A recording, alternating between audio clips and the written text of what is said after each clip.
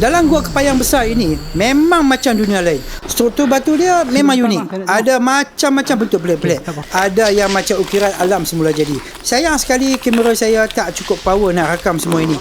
Gua ini pula sangat kelam. Bila duduk diam seorang-seorang, rasa macam duduk dalam kubur. Gelap, sunyi dengan sejuk. Masing-masing dalam kumpulan ada tugasan tersendiri. Ada yang keluar kutip kayu api, ada yang tolong siapkan tempat tidur. Guide pula sibuk menyiapkan masak makan malam. Campur dengan rasa teruja, campur dengan rasa takut, semua ada. Tengah malam itu lebih kurang pukul 2 pagi, tiba-tiba kedengaran bunyi suara harimau kumbang mengaum. Woi tuan-puan, bunyi dia memang macam guruh, berdetum. Semua terkejut. Tapi masing-masing pura-pura tidur rapat-rapat. Jantung dia jangan tanyalah, memang berdegup. Tapi apa boleh buat, kita doa saja banyak-banyak. Malam itu memang sejuk dalam gua. Tapi bila pagi menjelma, suasana jadi tenang.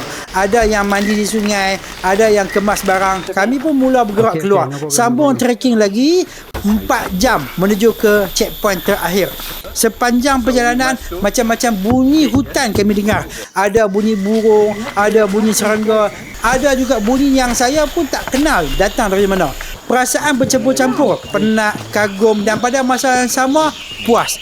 Akhirnya kami pun sampai ke destinasi terakhir, checkpoint terakhir. Serius, pada waktu itu kamera saya rasa berat sungguh.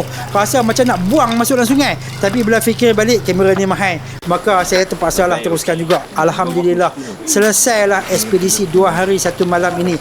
Pengalaman yang penuh cabaran, penuh cerita dan penuh kenangan.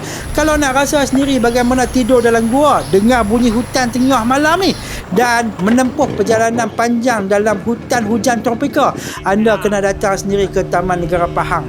Pengalaman macam ni tak akan sama kalau tengok video saya.